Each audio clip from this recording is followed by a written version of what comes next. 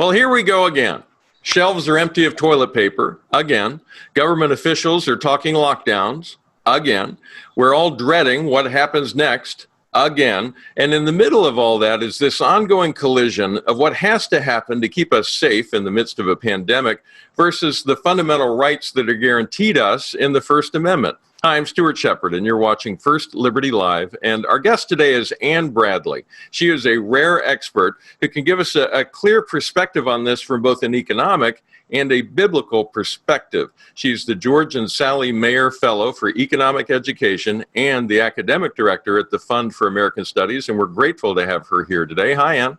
Hi, Stuart. Thanks for having me. It's good to have you. I should also mention you spoke at our fellowship gathering that we have at First Liberty for students around the country. We bring them into Washington, D.C. for a week and show them around, and you were gracious enough to come by and speak, and you really got their minds going. I was in the room while you spoke, and it was fun to watch. Well, that's always very fun for me, and I can't wait till we can do it in person again. Yeah, I hope the pandemic and the vaccines and all that come together in a way that allow all of us to start having a normal life again. That would be a good thing. Hey, in a white paper you wrote for us here at First Liberty, you explained that so many of the decisions that are being made are based on models of the future that attempt to predict if this, then that. A good example for our conversation would be if we close churches, then people will worship online. It's easy to say, but the reality gets way complicated real fast. Unpack that thought for us, that if this, then that kind of idea.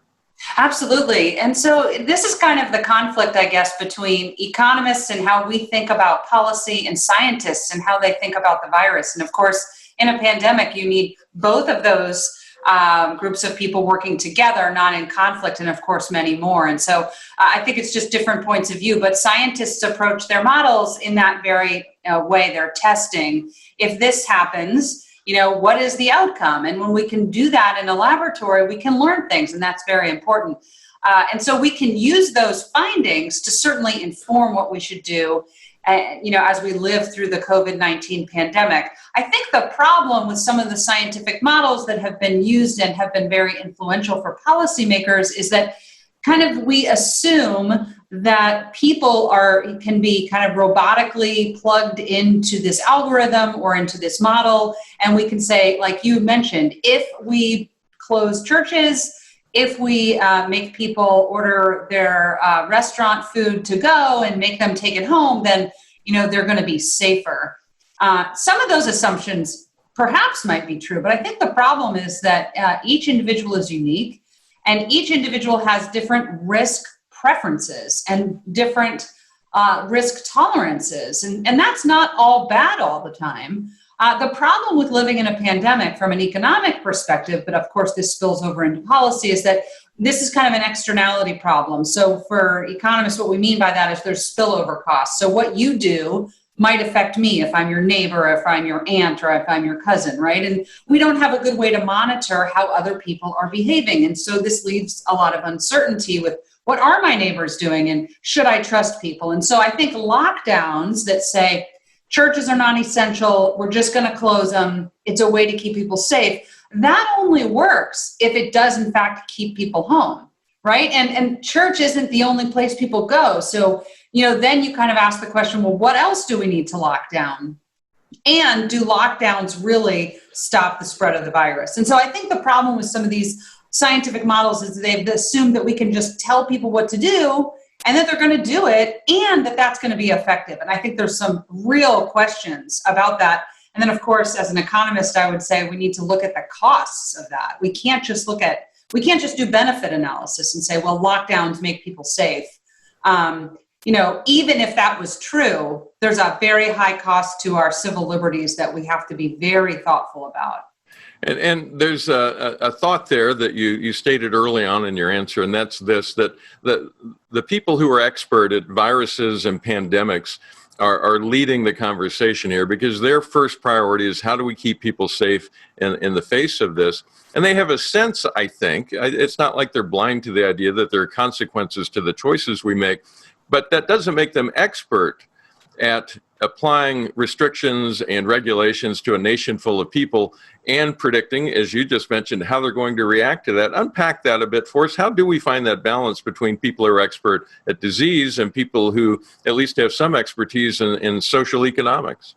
Correct. Yeah, and we need that balance. And so I think there's a couple of things that we could talk about here. One is just what are the assumptions that are being made in the models? And so some of the most influential models that have been used to influence kind of the COVID-19 pandemic assume that lockdowns work.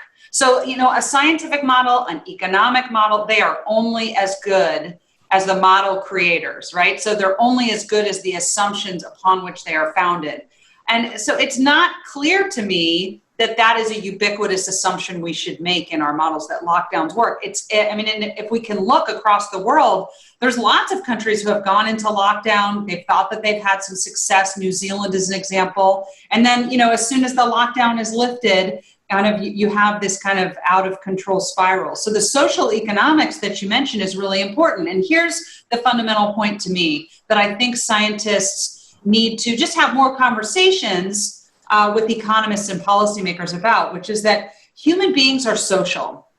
We are social creatures. We are designed by God that way. We cannot flourish or thrive alone. And gosh, hasn't that become so apparent as we find ourselves in isolation? We're heading into the winter, going into more isolation, perhaps. We have a little reprieve. And so there's a lot of costs to that from just a human nature perspective. And so I think people fight those lockdowns because of that, because it's so antithetical to our nature.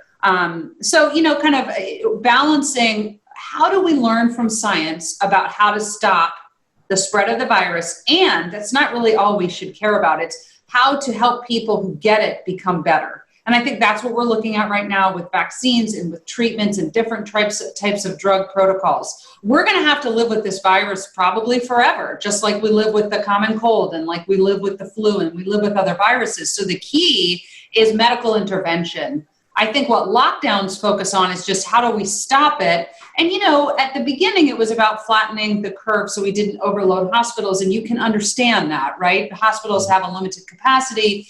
If everybody's rushing in and everybody needs a ventilator, then, we have a real capacity problem. And so I think we need lots of innovation. This is what I see as missing from the policy conversation that's being informed by scientists, or maybe overly informed by scientists, is that innovation is going to get us out of this. It's innovation in vaccines, innovations in hospital capacities, innovations in entrepreneurship and education. This is going to be how we live safely with the virus into the future. There's a line in the white paper you wrote for us that fits right into this. You write that one elementary principle of economics is that, quote, people respond to incentives and we must treat them as unique individuals. And that's exactly what you were just talking about, right? Exactly. Think about it this way. Your pastor or priest at your church does not want you to get the coronavirus.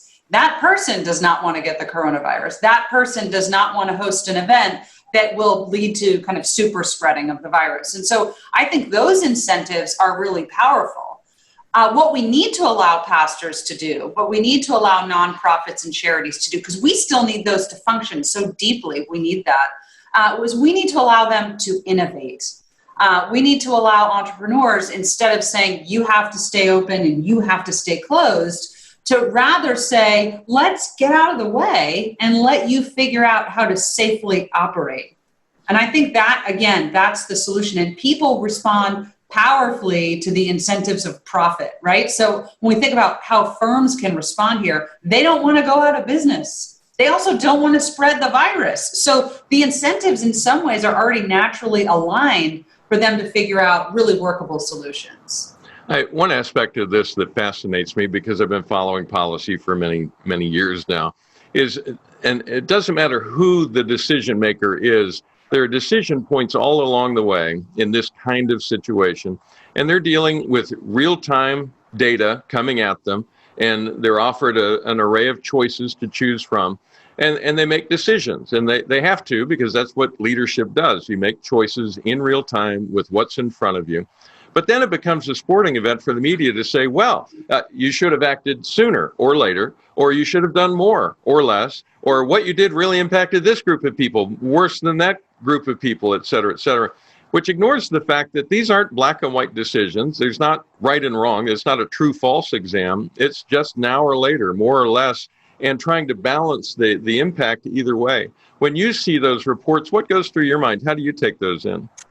There's a lot of things I could say here, but as they say, hindsight is always 20/20, right? And so this is the problem, is that you're absolutely right. And when we're making these decisions, policymakers and even scientists and economists, we always have limited information, and we don't know how things are going to change. I mean, imagine if we could have seen this coming in November. We would maybe not have had some of the same temporary shortages that we had. We would have been able to respond differently. This is life. This is the world. This is the reality of scarcity and limited knowledge. We just don't know. And we have to make decisions, as you say, in real time. And then we learn. And then what's, I think, key is to rethink our decisions in the light of learning. Policy tends to not be really great at that. I think entrepreneurs are better. Again, it's because they have different incentives to do so. The way the media kind of gets involved in this, though, I think is really important and can be quite damaging, which is to say, they play the I told you so game, you should have done this. And what we see with this virus, particularly in American politics, but I don't think it's just limited to the American political scene, is that this virus has become entirely politicized. And so, kind of there's these stereotypes where, if you're on the right, then, maybe that means you don't take it seriously, or you think we shouldn't have lockdowns and somehow you don't care about it. And if you're on the left, then, the stereotype is let's just lock down forever and write people government checks and everything will be fine. I think both of those stereotypes are unfair, and I think they're wrong. But what it does, the media's role in advocating and agitating those stereotypes, is that it pits neighbor against neighbor. Nobody has perfect information. I mean, I think most Americans sat through April and May and thought, what is the right thing for me to be doing right now? Right? I mean, because we find ourselves in a new situation. I mean, should I go to the grocery store? Should I do Instacart? What about people who can't do those things? So I think we're just muddling our way through. So what's the solution in all of this is to not be such harsh critics. I think the media, because they have hindsight, it's easy for them to criticize and amp up the politicization of the debate, which I think is a problem, because I don't think that gets us to a solution. I think it just gets us angry. And the deep appeal of it as a reporter is it allows you to pretend that you're a genius looking backwards in time, when in reality, everybody has to look forward and decide what to do next. But they like sitting there like they're the most expert in the room, when in fact, they're just setting people up for the hard question. Hey, I wanted to share with the people who are watching, we've set up a special page on our website that's focused on this essential fight for our freedoms. On that page, you'll find a collection of resources about religious freedom in the age of COVID, including a downloadable version of the white paper that Ann wrote for us. You'll also hear, there's a video on there from Kelly Shackelford, and there are other videos that deal with this. It includes stories of cases that we've won for religious freedom during this crisis. And there's also, you can learn about our First Liberty Insider, which will keep you up to date week to week on what's happening around the country. When you're done watching this video, you just drop by firstliberty.org/essentialfight. And you can find all that. And we'll put that link in the text that goes along with this video as well. And economists often look at complex decisions through a cost-benefit analysis. Let's apply that idea, and you've talked about it a little bit already, through the real-life decisions in front of us. The government has somehow become expert in deciding what's essential and what's not. But underneath that is a cost-benefit analysis that relies on the prejudices of the person deciding. Explain what that means when it plays out in real life with decision-making. Absolutely. I think this is where the rubber meets the road in terms of the long-term consequences of these policies. I think it's a dangerous thing to put in the hands of the state, determining what's essential and what's not, because only consumers, only you and I can decide that. And by the way, when we make those decisions, now we have kind of put entrepreneurs and workers and employees in those situations in a different type of position. So to call someone non-essential What are you saying about the work that they do, that it's not meaningful, that it's not valuable, that we're just going to put you on hold for right now? And what does that say about the people that we do deem essential? Should they get raises? What does all of that mean? I think there's real danger in making those claims. It's easy to say, well, maybe the grocery store should be open because we all need food, but maybe the bar shouldn't because we don't need to be socializing in a restaurant. Maybe, right? But again, I think that innovation is what is going to allow people to live into their own risk profiles, right? And so if you're worried about even stepping foot in a grocery store, let's let grocery stores innovate to find out how to engage in contactless delivery for you. This, by the way, is much easier in cities and suburbs located near cities. It is far more difficult to make those types of transitions when you live in rural areas. And so I think when we just kind of make blanket policy statements, this is essential, this is not, we're really impacting the incomes and livelihoods of people. And I think this disproportionately affects in a negative way people who are less connected, who live in rural areas, people at the bottom of the income distribution. So this has inegalitarian outcomes. I want to say another thing about this too, which is that what economics teaches us is true all the time, is that there are no solutions, there are only trade-offs. What that means is that there's no policy wand that we can wave that's going to make COVID go away, make everybody get their jobs back, go back to the fantastic and historically low unemployment levels we had in February. I mean, we were just in a really great spot. A lot of that has been destroyed, and we hope that it gets repaired. But there's only trade-offs. There's no magic in policy. The government doesn't have magical powers to just make bad things go away. So it's obviously a lot more nuanced and a lot more complicated than that. And that's what I hope we do. Not just, policymakers tend to focus on the benefits only of their suggestions, but economists say, no, we have to look at the costs. And so deeming somebody permanently unessential, maybe, I think is damaging. I recently spent our team did several weeks in California, visiting with churches and worship pastors and people who head up Christian schools and that sort of thing. And they were all in the midst of that fight where government was trying to say, well, worship is good, but you shouldn't be singing because we need to limit that. And you can only have so many people in the room. And your school, well, it's okay for kids to be in the room, but we can't really have anybody teaching them because for some reason that would be a problem. That's really a hard line. And particularly, it seems like there may be an underlying motive for these government officials that are placing unnecessary restrictions on churches that they aren't placing on, say, the big box store down the road or the liquor store up the street. I agree. And again, you want to give policymakers the benefit of the doubt, but I think sometimes we have to look at the agenda. And so to me, there's a kind of this famous saying, never waste a crisis. And so policymakers are very attuned to that, to not wasting a crisis. And so, again, to say, well, maybe you can go to church, but, maybe not for a period of time, and maybe you shouldn't sing. And this is all, first of all, predicated on questionable science, right? So science is always in motion. It's always about critiquing the status quo and learning. Science is never settled. That's the first kind of thing. So when policymakers will just say, no singing ever, okay, maybe, but probably not, right? Let's kind of do more studies and research that. I think that's one area that we need to be cautious of. But I just think there's an agenda perhaps behind this to take more control over religious institutions, which would allow the U.S. government to perhaps transition from, religious freedom to religious tolerance. We're going to tolerate what you do, but you're not ultimately free to do it. Because again, that changes the role of the state and the church, right? Rather than being the guardian of our liberties, they're just going to say, we're going to tolerate this until we don't. So I think that there's some very frightening agendas around personal liberty and religious liberty that we need to be very cautious of in a crisis. And I think, again, in a crisis, some people are more willing to give up those liberties because they assume they'll just get them right back later. But history is not on the side of that argument. That once you lose those liberties, it becomes harder to get them back. So as we wrap up here, I'm going to declare you queen of the world, at least for a moment. Right. Yeah, the crown's in the mail. But if you held the decision-making power, what would be a better way forward to get us from where we are back to normal life again? What would you say the proper steps would be? I think sometimes, again, because there's no policy magic and we don't know as we head into the winter, who knows what's going to happen. So I think the best thing that policy can do is in many cases remove themselves as an obstacle.